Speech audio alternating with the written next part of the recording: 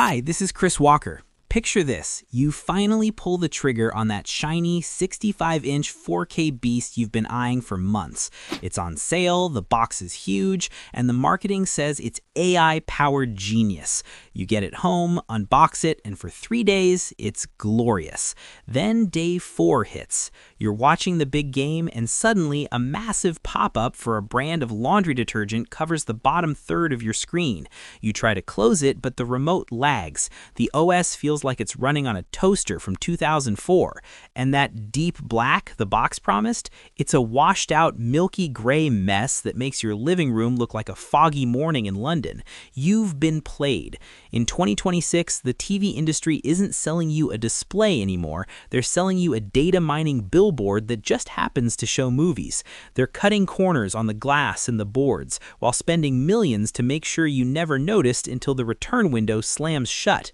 Look, I take no dime from these brands. My only boss is you. So if you're tired of being treated like a product instead of a customer, hit that like button and subscribe. It's the only way we keep this channel independent and keep these manufacturers honest. Ready to see which models are absolute wallet traps this year? Let's dive in.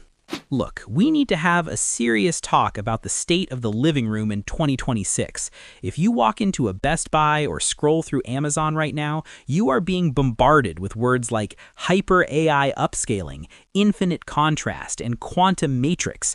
It sounds like science fiction, right? Like these TVs are going to do your taxes and cook you dinner. But here's the reality. 2026 has become the year of spec-sheet inflation. Manufacturers have realized that most people don't actually know what a nit is or how many dimming zones they need. They just want a big, bright screen for a price that doesn't feel like a car payment. And the brands, they are exploiting that gap with ruthless efficiency.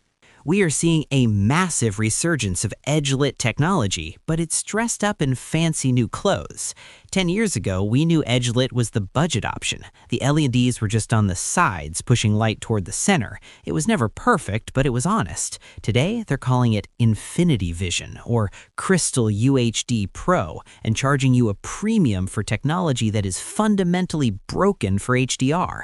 If you're buying a TV in 2026 and it doesn't have local dimming, true physical zones behind the screen, you are essentially buying a very expensive flashlight covered in a piece of glass. Let's get into the first big trap of the year. I'm looking at you, Samsung Infinity Vision QLED. On Amazon, this thing is a bestseller. It's got thousands of 5-star reviews from people who just unboxed it and haven't realized the mistake they made yet. The marketing says it's a quantum experience. It's priced right around that $350 to $450 mark for a 55-inch, which feels like a steal. But here is where it gets weird, and by weird, I mean frustrating. This is a 60 Hz panel in a 120 Hz world. If you play games on a PS5 or an Xbox Series X, or even if you just like watching the NFL without the football looking like a comet with a blurry tail, this TV is going to drive you crazy. Because it's edge-lit, it has zero control over where the light goes. When a white logo appears on a black background, the entire screen has to light up just to show that one logo. It ruins the immersion of every single movie you watch. But the real truth bomb? The ads. Samsung has gone all in on smart features that you didn't ask for.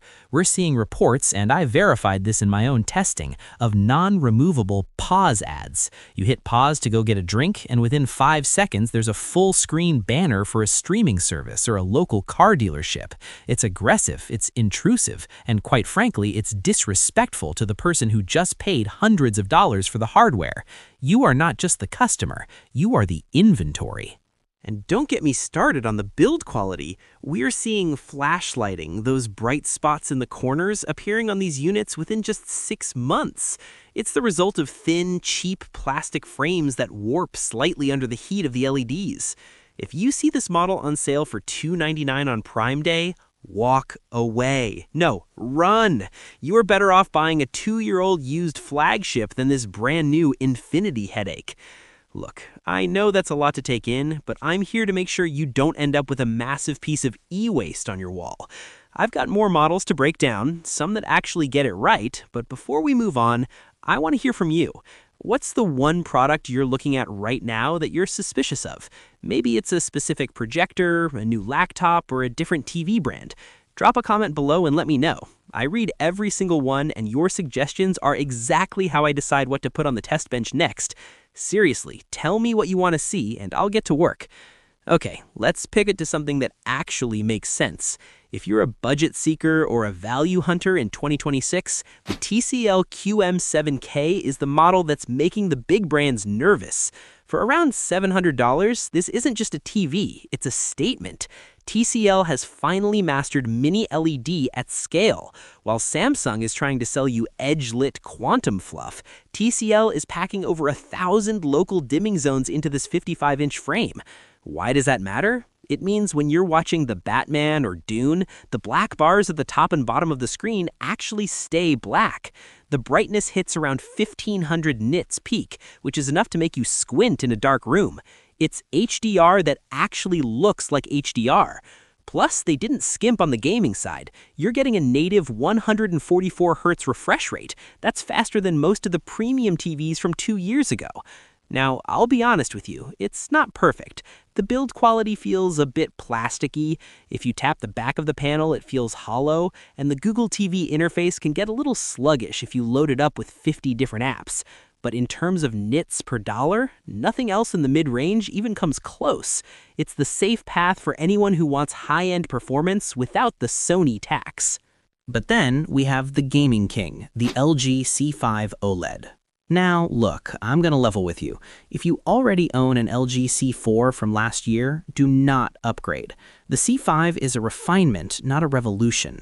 They've bumped the processing with the Alpha 9 Gen 8 chip, and they've finally pushed the panel to a native 144 Hz to match the high-end PC monitors. But where LG wins, and where they continue to crush the competition, is the HDMI 2.1 situation. While TCL and Hisense are still playing games with 2 full ports and 2 slow ports, LG gives you 4 full bandwidth 48 gigabits per second HDMI 2.1 ports.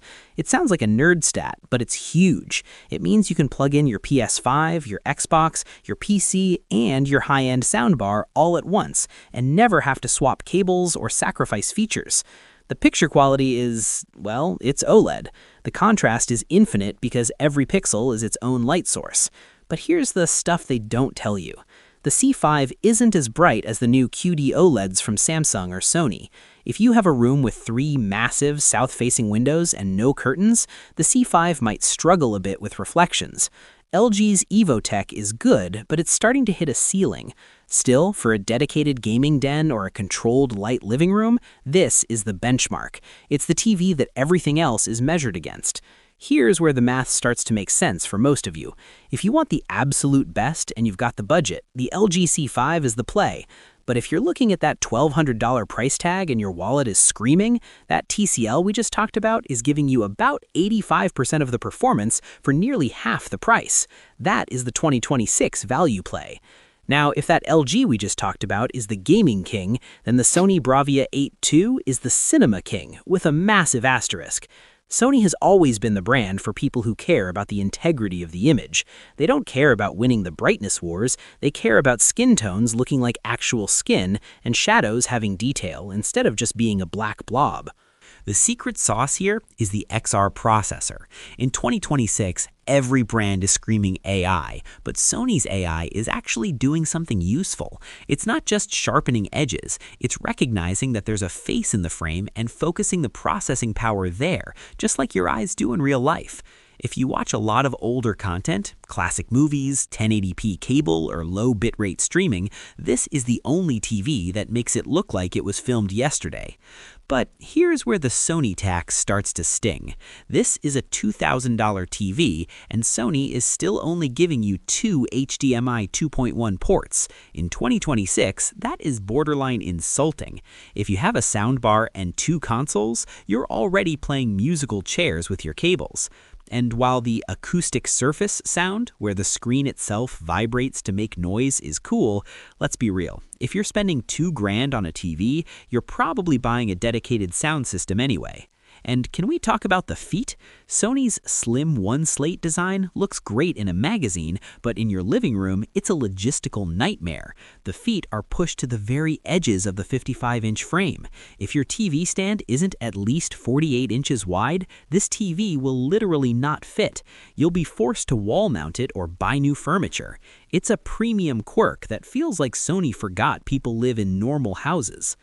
If Sony is for the darkroom purist, the S95F is for the person who lives in a glass house. This is the first QD OLED that doesn't care about your windows. Samsung's new glare-free coating is essentially magic. You can have a sun-drenched living room at high noon, and you'll still see every detail in a dark scene. It's hitting nearly 3,000 nits of peak brightness, which, quite frankly, is enough to give you a tan if you sit too close. But here's where the weird quirk they don't mention in the glossy brochures, the matte finish. Because it's not a glossy screen, the blacks can look a tiny bit elevated or grayish if you have a massive light source hitting it directly. It's a trade-off. You're trading that ink pool look for the ability to actually see the movie without seeing your own reflections staring back at you. And then there's the Samsung software. Tizen OS in 2026 has become a lot. It's fast, sure, but it's cluttered. We're seeing a new issue where the TV enters a deep sleep mode when you pause an app like Netflix, and instead of waking up where you left off, it reboots the entire OS. It's a small bug, but when you're paying for a flagship, you don't want small bugs. Plus, Samsung is still the only major player refusing to support Dolby Vision. They're betting everything on HDR10+, but the rest of the world has moved on. If you're a Disney Plus or Netflix junkie, you're missing out on the best possible version of that content just because of a corporate grudge match. If those two feel like they're trying too hard to be refined, the Hisense U8 is the muscle car of 2026. It's loud, it's heavy, and it's packing more raw power than it knows what to do with. We're talking over 3,000 local dimming zones in a mini LED panel. On paper, this should beat the OLEDs, and in terms of pure eye-searing brightness, it does. But here's the stuff they don't tell you. Finesse. Hisense's dimming algorithm is like a sledgehammer. In high-contrast scenes, like a star field in Star Wars, you can actually see the zones hunting for the right brightness. There's a noticeable ghosting effect around bright objects. It's like the TV is constantly second-guessing itself. And the viewing angles, if you aren't sitting dead center, the colors start to wash out almost immediately. This is not the TV for a big family movie night where people are scattered across a sectional sofa. The person on the far left is going to see a completely different movie than the person in the middle. Also, Hisense did something weird this year. They added a USB-C video input. They're marketing it for mobile gaming, but who is plugging their phone into a 55-inch TV via a cable in 2026? It's a niche feature that feels like it took budget away from more important things, like better speakers or a more stable OS. The Google TV implementation on the Hisense is twitchy. It's prone to micro-stutter when you're scrolling through menus while a 4K stream is running in the background. It's the unrefined powerhouse. I know what you're thinking. Chris, you've just complained about every single TV on the market. Is there anything worth buying? Here's the thing. Perfection doesn't exist in the consumer tech world. There is only the right set of compromises for you. If you can live with only 2 HDMI ports because you're a movie buff, the Sony is a masterpiece. If you have a bright room and hate reflections, the Samsung is a lifesaver despite the lack of Dolby Vision. But we're about to get into the danger zone, because for every decent TV like these, there are 5 zombie brands waiting to take your money at Walmart and Target. We're talking about the TVs that look great on the box, but are built with recycled parts from 2022. Now we're entering the danger zone. This is the part of the video that the marketing departments at the big retail chains absolutely hate, but it's the most important thing I'll say today. In 2026, we are seeing the rise of what I call zombie brands. These are names you recognize from 10 or 15 years ago, names like Vizio, Westinghouse, or even the lower-tier Toshiba and Insignia sets that have been bought, sold, and gutted. They're using the brand name to sell you a zombie product. Inside these shells, you aren't getting the latest 2026 panel technology. You're getting new old stock.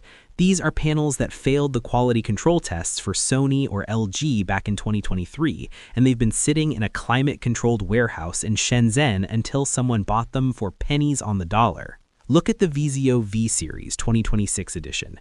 On the shelf, it looks like a steal. It's got a smart interface and it's thin. But here's the truth bomb they don't want you to hear. The internal processor is so underpowered that it can barely handle its own volume slider. I've seen these units take 3 to 5 seconds just to register a button press on the remote. And the picture? It's edge lit with 0 local dimming. In a dark room, it looks like you're watching a movie through a sheet of wax paper. And here's where they really get you. Effective refresh rate. In 2026, this is the biggest lie in tech. You'll see 120 Hz motion rate on the box, but if you look at the fine print, the stuff you need a magnifying glass to read, the native refresh rate is only 60 Hz. They're using backlight strobing to fake smoothness, which just gives most people a headache and makes the screen look dimmer. If you're a gamer, this is a death sentence for your KD ratio. The input lag is astronomical. Look, I get it. $250 for a 55-inch TV sounds like a win. But when that TV starts reboot looping after 14 months because the cheap capacitors on the power board gave up, you haven't saved money, you've just rented a headache for a year. So, let's wrap this up. Who is actually for what? If you've been following along, you know that the best TV isn't a single model, it's a target. If you're the gamer, the person with 3 consoles and a PC hooked up, you stop looking right now and you buy the LG C5. Yes, it's an investment, but those 4 HDMI 2.1 ports and the 144 Hz G-Sync support mean you won't need to touch your setup for the next half-decade. It's the only TV that actually keeps up with your hardware. If you're the cinephile, the person who waits for the 4K Blu-ray release because streaming quality isn't good enough, you save your pennies for the Sony Bravia 8 II. You're paying for the brain, that XR processor. It's the only TV that respects the director's intent. Just buy a HDMI switcher because those 2 ports are gonna fill up fast. If you're the bright room owner, the person who refuses to live in a cave just to watch the news, the S95F is your savior. That matte coating is a game changer. It's the difference between seeing the movie and seeing the reflection of your own frustrated face. And finally, for the value hunter, the person who wants the most bang for the buck, the TCL QM7K is the undisputed heavyweight champion of 2026. It's the only TV under $800 that actually delivers a real HDR experience. It makes the big brands look like they're overcharging just for the logo on the bezel. All right, here's the final truth bomb. The TV industry is built on the hope that you'll buy a new screen every 3 years. They make them just smart enough to be useful, but just cheap enough to feel outdated the moment the next model drops. Don't fall for the cycle. If you're sitting there with a 2022 or 2023 flagship OLED or a high-end mini LED, stay put. 2026 is a year of refinement, not a year of revolution. Unless your current TV is literally dying or you're still rocking a 1080p set from the Obama administration, you probably don't need to upgrade. But if you are in the market, if your screen is cracked or you're moving into a new place, don't let the sales guy at the big box store talk you into a zombie brand just because it's $50 cheaper. That $50 saving is going to cost you hundreds in frustration and a premature trip to the recycling center. I've done the legwork. I've vetted the listings. Down in the description, you'll find the Safe Path links. These are the specific models in the specific sizes from the vetted US sellers that I actually trust. Using those links doesn't cost you a penny more, but it helps me keep this channel 100% independent. No brand deals, no sponsored scripts, just the truth, even when it's ugly. Click those links to see the current real-world pricing, because in 2026, those numbers change faster than the weather. I'm Chris Walker. Thanks for trusting me with your time and your wallet. I'll see you in the next one.